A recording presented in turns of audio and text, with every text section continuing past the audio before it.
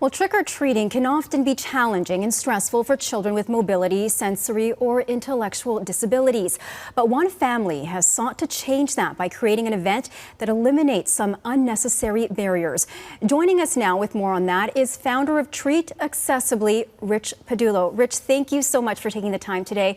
Can you tell us about your story and when did you realize this issue that needed to be changed?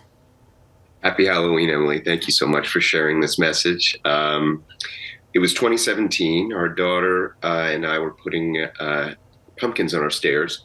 We looked up and we saw a little boy with his family, and the little boy was using a wheelchair. And we realized immediately he wouldn't be able to treat at our home because we were literally putting pumpkins on stairs. That night, we created the first Treat Accessibly lawn sign, and it hasn't changed much. We put it at the end of our lawn because we actually didn't know the family. So when we did that, we thought the family going to the park next time would see that our home would be accessible at Halloween. And we simply treated from the end of our driveway. That's one of the signs now. And there's over 100,000 of them across Canada at homes since 2017, at people celebrating accessible Halloween on Halloween night. Any home can do it. You just treat from the end of your driveway, and that takes away about 90% of the barriers that affect kids with mobility, sensory, or intellectual disabilities.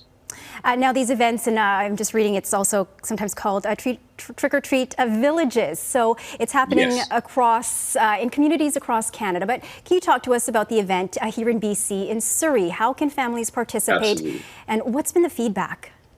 Absolutely. Anyone can go to our website.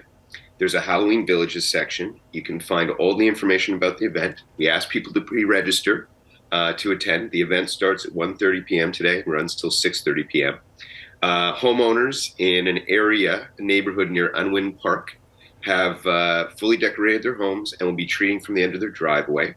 And it's for kids with and without together and create a truly accessible, inclusive event. And we hope the ripple effect of that, well, it's already starting. You're sharing the message. And we hope the ripple effect of this gets more homes celebrating accessible Halloween every day. The feedback I've gotten, one mom texted us after the Toronto event and said, my 18-year-old son has never treated before this event. Thank you so much. Another mother said, I use a wheelchair, and this is the first time I've ever been able to see my child treat in front of me because my child doesn't have a disability, but I've never been up close. So it's so far across the board impacting for people who are treating, people who are getting the treats. We saw a little girl in the Hamilton event, and she was in a crane-operated machine. The whole costume surrounded her wheelchair, and every time she got candy, they put the candy in the crane-operated machine, so it was slowly filling up around her, and she was just having a ball. And here's one message that was so impactful. Typically, the mother of that woman or the girl in the crane-operated machine says people look away from her daughter. They try not to make eye contact. That day, people were running up to be around her, to take photos with her.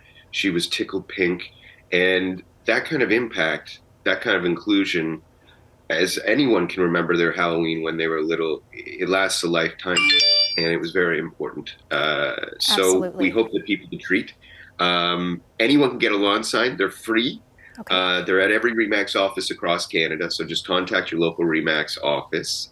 Canadian Tire went from one event last year to give us 7 events this year. And if you forget anything that I say, go to a grocery store, go to a drugstore, look at a box of Kinder candy, flip it around, and it has all the information. They put all the information about Treat Accessibly on the back. It's very touching, and that story you just told just tells a story of how being inclusive can really just make a difference for Halloween, just you know, a day that so many kids celebrate. All right, thank you so much for sharing your story. Now it says in 2025 you're hoping 400,000 homes take place, so good luck with that, and hopefully more people sign up and take part. Thank you so much. That is Rich Padullo. Thank you, Emily. Happy Halloween.